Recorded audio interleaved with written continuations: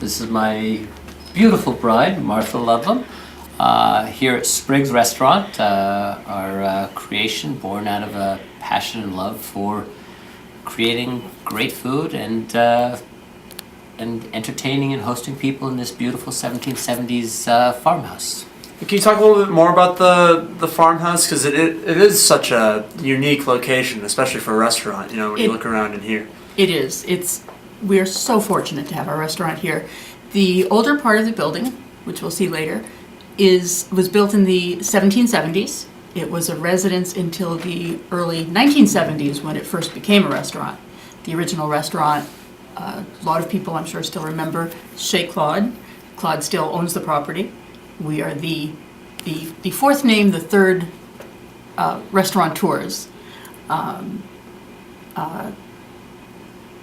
Yeah, well, and then just, I guess, let's talk about the food, That's what I get excited about. Yeah, On here. I'm a little biased about the food.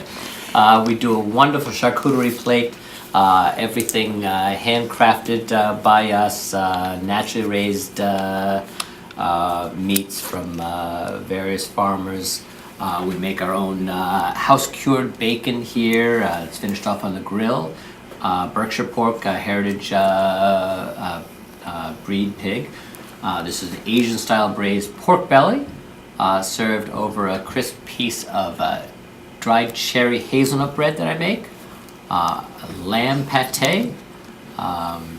We do a pork lomo, which is a variant on prosciutto. It's a Spanish variant done with a loin of pork. In this case, seasoned with coffee, coriander, and cumin. And I have duck prosciutto done there. Little pickled onions, cornichon, mustard, and a cardamom pear chutney that we also make. Everything made there with the exception of cornichons and the mustard on there. And what's it sitting on there too? That's a slate platter. This is one I'll do for past hors d'oeuvres or bigger platings. We will do that on different plates and platters depending on the volume of business that we have. Right. And here, this is a lot of fun. This is a bit of really what we do here, which is food being a story about people and history and culture and family. This is an artisanal farina arsa pasta. It's based on a historic Umbrian dish where the peasants would get all the grain out of the fields and then burn the fields to prepare them for the next harvest. And the landowners would allow them, out of their graciousness, to pick through the burnt fields to get the burnt wheat out of the fields, and they would make a pasta out of it. Here I take that nutty, deep roasted wheat, which we roast here. We grind it with a stone mill grinder, fill it with butternut squash.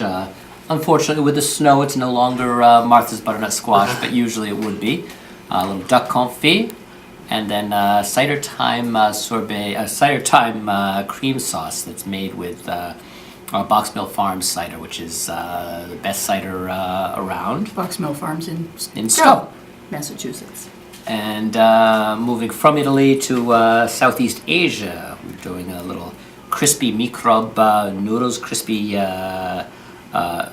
rice noodles with a sweet and savory sauce finished with peanuts, chilies, cilantro, little bits of shrimp, and orange chili glazed grilled shrimp to complement it. And one of our dessert offerings. And lastly, something I'm very proud of, goat cheese cheesecakes are very popular these days, and this is the quintessentially creamy, perfectly textured Vermont Butter and Cheese Company goat cheese. I take lemon verbena that Martha grows for me and make a lemon verbena creme fraiche.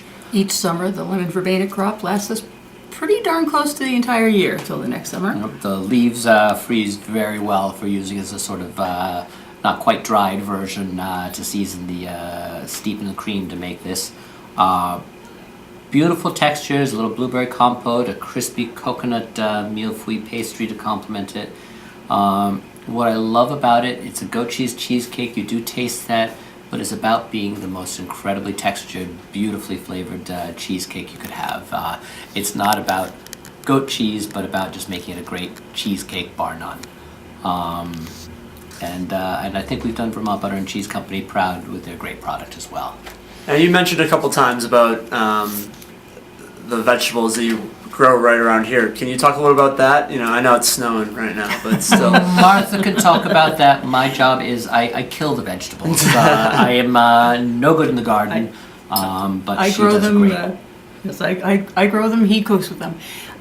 We're very, very fortunate to have the space on the other side of the building to have my garden. Very few things am I able to supply the restaurant with its entire supply.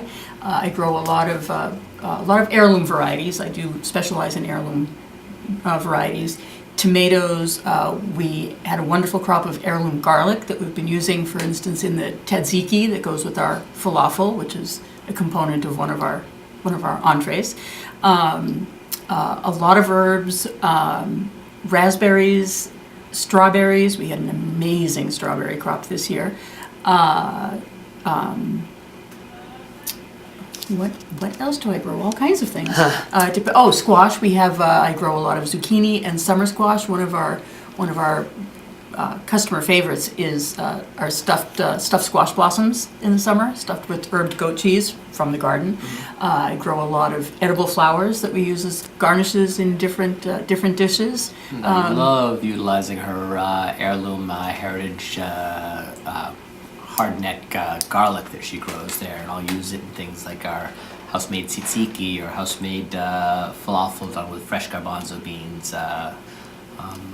And you just opened a greenhouse too. So This is my first year with the greenhouse. It is a small, unheated greenhouse. I'm using it to winter over some things and to its serious debut will be in the spring, so I can get an earlier start on most things.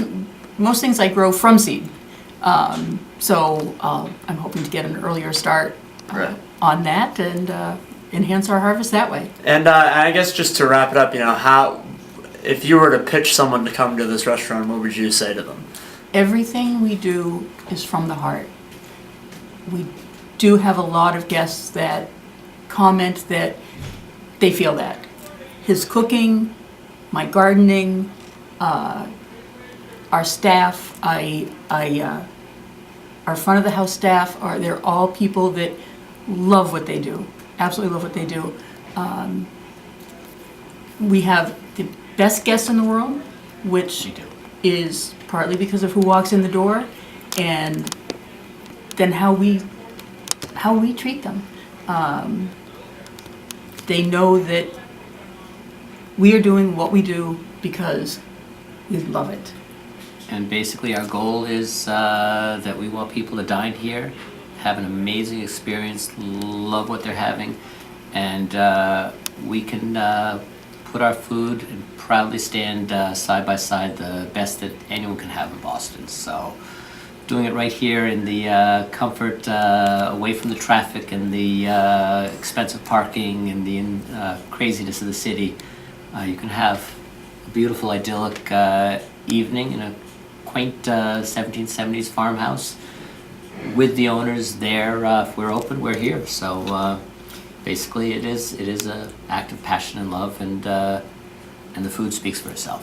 When we send them back out into the world, we want them to feel well fed, well cared for, and we want them to leave knowing that they are in fact part of our family.